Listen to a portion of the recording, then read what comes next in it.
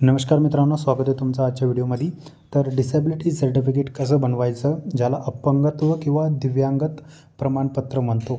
जे लोक हँडिकॅप असतात, ज्यांना कमी ऐकू येतं किंवा दिसत नाही किंवा त्यांचे हातपाय अनफिट असतात किंवा त्यांच्या पायाने चालता येत नाही किंवा त्यांच्या हाताने काही काम करता येत नाही, असे खूप काही असे आपले महिला किंवा पुरुष किंवा लहान मुलं पण असतात, ज्यांना अपंगत्व येऊन जातं लहानपणी किंवा ॲक्सिडेंटनंतर किंवा जे पण कारण असतं त्या कारणाने त्यांना एक सर्टिफिकेट भेटतं, त्याला डिसेबिलिटी सर्टिफिकेट म्हणतात। ते अपंगत्व सर्टिफिकेट जर तुम्हाला बनवायचं असेल तर आजचा व्हिडिओ तुमच्यासाठी आहे।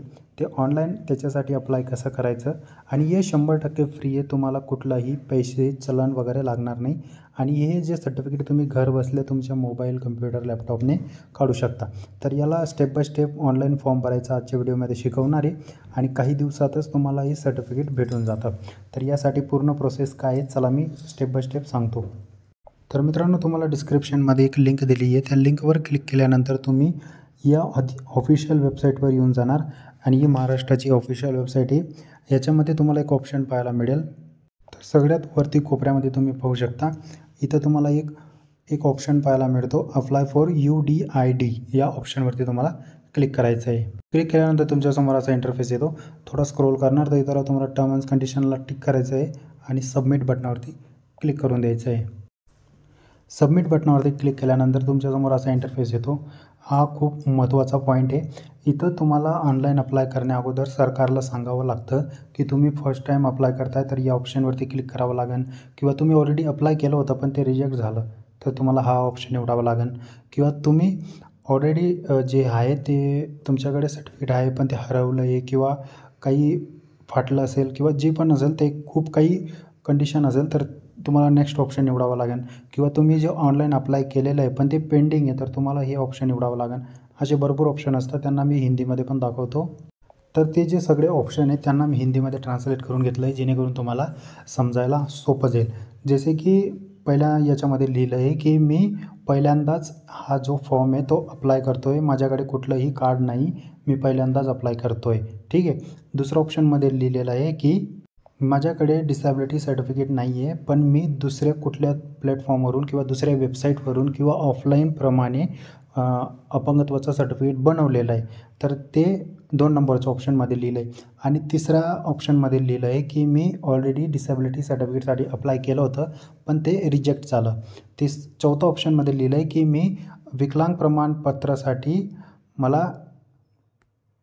माझ्याकडे डिसेबिलिटी सर्टिफिकेटसाठी मी ऑनलाईन अप्लाय केलेलं आहे पण मला अजून दुसरं कार्ड पाहिजे, ठीक आहे। दुसऱ्या कार्डाची आवश्यकता आहे, म्हणजे माझ्याकडनं ते कार्ड हरवलं आहे किंवा फाटलं आहे किंवा दुसरं काही कारण असू शकतं, त्याच्यासाठी तुमच्यासाठी चौथं ऑप्शन आहे। आणि 5व्या ऑप्शनमध्ये तुम्ही ऑलरेडी अप्लाय केलं आहे पण ते पेंडिंगमध्ये आहे, हा 5 ऑप्शन आहे।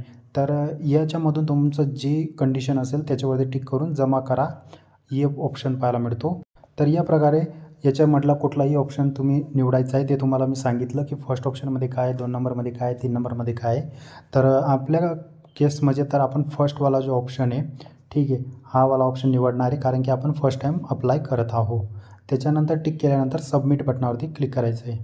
सबमिट बटनावरती क्लिक केल्यानंतर तुमच्यासमोर असा इंटरफेस येतो, तर इथं तुम्हाला काही जरुरी माहिती द्यायची आहे। तर ज्या व्यक्तीचं डिसेबिलिटी सर्टिफिकेट बनवायचं आहे त्याचं पूर्ण नाव इथं लिहायचं आहे, तर ते जे आधार कार्डवर जसं लिहिलेलं आहे जसंचं तसं आपल्याला इथं लिहायचं आहे, ठीक आहे। त्याच्यानंतर आपल्याला इथं त्याचा मोबाईल नंबर टाकायचा आहे, त्याची जन्मतारीख टाकायची आहे या कॅलेंडर बटनावरती क्लिक करून। त्याच्यानंतर तो मेल आहे, फिमेल आहे, ट्रान्सजेंडर आहे, जे पण असेल ते इथं सांगायचं आहे। आणि इथं तुम्हाला ईमेल ID टाकायचा पण ऑप्शन आहे, पण ती नाही टाकली तरी चालेल।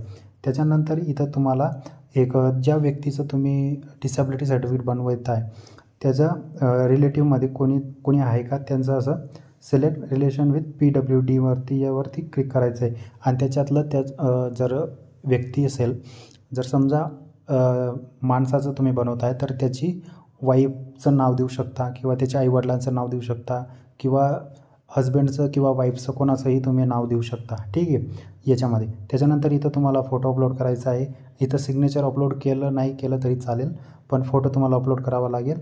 5 KB पासून तर 100 KB पर्यंत फोटो पाहिजे, जो तुम्ही इथं अपलोड करू शकता, ठीक आहे। त्याच्यानंतर खाली तुम्हाला एक ऑप्शन पाहायला मिळतो, do have a Aadhaar card. तर तुमच्याकडे आधार कार्ड आहे का, एक असा ऑप्शन पाहायला मिळतो. तर तिथं तुम्हाला येस करून द्यायचं आहे. त्यानंतर आयडेंटिटी प्रूफमध्ये तुम्हाला आधार कार्ड सिलेक्ट करून घ्यायचं आहे. इथं आधार कार्ड अपलोड करून द्यायचं आहे. त्याच्यानंतर सिलेक्ट नेचर डॉक्युमेंटमध्ये तुम्हाला ॲड्रेस प्रूफसाठी इथं आधार कार्ड तुम्हाला सिलेक्ट करून घ्यायचं आहे आणि परत इथं आधार कार्ड अपलोड करून द्यायचे. JPG PNG फाईलमध्ये तुम्ही अपलोड करू शकता. त्याच्यानंतर इथं तुमचं पूर्ण ॲड्रेस लिहायचा आहे, तुमचा गावाचं नाव वगैरे सगळं. इथं तुमचा महाराष्ट्र राज्य येऊन जाईल. इथं तुमचा जिल्हा निवडावा लागेल. इथं तुमचा तालुका, इथं तुमचं गाव, ठीक आहे. आणि इथं तुम्हाला पूर्ण तुमच्या गली, block number, street area, landmark वगैरे इथं सगळं लिहावं लागेल, ठीक आहे. त्याच्यानंतर थोडं खाली जाऊया. थोडं खाली आल्यानंतर इथं तुम्हाला तुमचा पिनकोड द्यावा लागेल, ठीक आहे. इथं तुम्ही सगळी डिटेल भरली ऑलरेडी, तर इथं खाली तुम्हाला पिनकोड द्यावा लागेल. तर इथं आल्यानंतर खाली आल्यानंतर तुम्हाला इथं विचारलं जाईल की तुम्हाला कुठल्या प्रकारचं अपंगत्व आहे. या बटनावरती क्लिक केल्यानंतर म्हणजे तुम्हाला कानाचं अपंगत्व आहे, पायाचं आहे, डोळ्यांचं आहे, तोंडाचं आहे, कुठल्याही प्रकारचं अपंगत्व राहिलं तर तुम्हाला इथं सिलेक्ट करायचं आहे. त्याच्यानंतर डिसेबिलिटी 2मध्ये सिलेक्ट करायचं आहे, ठीक आहे. आणि इथं डिसेबिलिटी म्हणजे इथं तुम्हाला सांगायचं आहे की इथं की तुम्हाला बचपन म्हणजे तुमच्या बचपनपासूनच लहान होते तेव्हा जन्म झाला तेव्हापासूनच डिसेबिलिटी आहे तर येस करायचं आहे, किंवा ॲक्सिडेंट झालं वगैरे काही झालं असेल तर नोवरती क्लिक करायचं आहे, ठीक आहे. म्हणजे तुम्हाला जन्मता हे डिसेबिलिटी नाही आहे, अपंगत्व नाही आहे, ठीक आहे. आणि जर जन्मापासूनच असेल तर येस करायचं आहे. त्याच्यानंतर तुम्हाला एक ऑप्शन पाहायला भेटतो, तो म्हणजे डिसेबिलिटी टू डू. तर हा जो पहिला ऑप्शन तुम्हाला मी सांगतो, याच्यावरती जे लिहिलं आहे डिसेबिलिटी टाईप, याच्यावरती जेव्हा तुम्ही क्लिक करणार तर तुमच्यासमोर असा इंटरफेस येईल. तर इथं तुम्हाला सांगायचं आहे की तुम्हाला डिसेबिलिटी कोणत्या प्रकारचं आहे. म्हणजे ब्राईटनेस म्हणजे तुम्हाला दिसत नाही, लो डिव्हिजन म्हणजे दूरचं दिसत नाही किंवा जवळचं दिसत नाही, किंवा हेअरिंग म्हणजे कानाचा ऐकू येत नाही, आणि भरपूर काही ऑप्शन इथं तुम्हाला पाहायला मिळतात. जेव्हा तुम्ही इथं खाली स्क्रोल करता तर इथं खूप सारे ऑप्शन आहे, ठीक आहे. तर इथून तुम्हाला निवडून घ्यायचं आहे की तुम्हाला डिसेबिलिटी कोणत्या प्रकारचं आहे, ठीक आहे. म्हणजे तुम्हाला ऐकू येत नाही, बोलता येत नाही, किंवा तुम्ही पायी चालू शकत नाही, हाताने काम करता येत नाही, कुठल्याही प्रकारचं डिसेबिलिटी असेल तर ते इतर तुम्हाला निवडून घ्यायचं आहे, ठीक आहे. त्याच्यानंतर इकडचा जो ऑप्शन आहे, ठीक आहे, डिसेबिलिटी डूमध्ये, तर या बटनावरती जसं तुम्ही क्लिक करणार, ठीक, तर तुमच्यासमोर असा इंटरफेस येतो. इथं तुम्हाला परत काही ऑप्शन ओपन होता. तर तुमचं जर डिसेबिलिटी आहे ते ॲक्सिडेंटमुळे झालं आहे का लहान जन्माला आले तेव्हा झालं होतं, म्हणजे खूप काही अशी इथं ऑप्शन तुम्हाला पाहायला मिळून जातं. जर तुम्हाला इथं कळत नसेल तर तुम्हाला हे काय करायचं आहे, यांना इंग्लिश टू हिंदी किंवा इंग्लिश टू मराठीमध्ये ट्रान्सलेट करून वाचून घ्यायचं आहे. इथंही तुम्हाला कळून जाईल की हे काय लिहिलेलं आहे, ठीक आहे. तर हे सगळी मेडिकल डिपार्टमेंटची लँग्वेजमध्ये लिहिलेलं आहे, म्हणून इथं थोडं समजायला तुम्हाला प्रॉब्लेम होईल. तर हे तुम्ही ट्रान्सलेट करून वाचून घ्यायचं आणि त्याच्यानुसार हे पुढचा फॉर्म भरायचा आहे, ठीक आहे. त्याच्यानंतर तुम्हाला अजून एक ऑप्शन खायला मिळतो इथं की तुम्हाला जन्मापासून अपंगत्व आहे का, तर येस निवडायचं आहे, नाहीतर नाही सांगायचं आहे, ठीक आहे. त्याच्यानंतर खाली तुम्हाला एक ऑप्शन पाहायला मिळतो की तुम्ही डिसेबिलिटी तुम्हाला केव्हापासून झाली. म्हणजे इथं तुम्ही क्लिक केल्यानंतर पूर्ण वर्ष इथं निवडू शकता. 1950 पासून तर 2025पर्यंतचे वर्ष आहे ते इथं तुम्ही निवडू शकता की तुम्हाला जन्मापासून अपंगत्व आहे, किंवा 2025मध्ये झालं, किंवा 2020मध्ये झालं, किंवा 2012मध्ये झालं, तुम्ही इथं निवडू शकता, ठीक आहे. तर थोडं खाली यायचं आहे परत. इथं तुम्हाला इथं एक हॉस्पिटल तुमच्या तालुक्याला जो पण हॉस्पिटल असेल जवळ गावाजवळ, तर तुम्हाला यस किंवा इथं नो निवडायचं आहे. आणि इथं हॉस्पिटलची एक लिस्ट दिलेली आहे, ठीक आहे. तर इथं तुम्हाला नो निवडायचं आहे. आणि इथं मेडिकल जे तुमच्या घराजवळ तुमच्या तालुक्याच्या गावाला किंवा जिल्ह्यामध्ये जे पण मेडिकल असेल हॉस्पिटल असेल ते इथं तुम्हाला निवडून घ्यायचं आहे. आणि हा जो कॅप्चर कोड तुम्हाला इथं दिसतो आहे तो इथं टाकायचा आहे. खाली टर्म्स अँड कंडिशन बटनावरती टिक करायची आणि सबमिट बटनावरती तुम्हाला क्लिक करून द्यायचं आहे. त्याच्यानंतर तुमच्यासमोर असा इंटरफेस येतो. तर तुमचा जो फॉर्म तुम्ही भरला आहे तो तुम्हाला इथं पुन्हा पाहायला मिळून जातो. तर खाली स्क्रोल करत जायचं आहे आणि इथं तुम्हाला एक ऑप्शन पाहायला मिळतो फायनल सबमिटचा, ठीक आहे. या फायनल सबमिट बटनावरती तुम्हाला क्लिक करायचं आहे. फायनल सबमिट बटनावरती क्लिक केल्यानंतर थँक्यूचा एक सक्सेसफुली ॲप्लिकेशन सबमिट झाला आहे असा एक मेसेज पाहायला मिळतो. तर इथून तुम्ही डाउनलोड ॲप्लिकेशन फॉर्म जो डाउनलोड करून घ्यायचा आहे, डाउनलोड रिसिप्ट पण डाउनलोड करून घ्यायची आहे, दोघी फॉर्म डाउनलोड करायचे आहे आणि तुमचे सगळे डॉक्युमेंट घेऊन तुम्ही जे हॉस्पिटलचं नाव दिलं आहे त्या हॉस्पिटलला तुम्हाला जायचं आहे. ठीक आहे.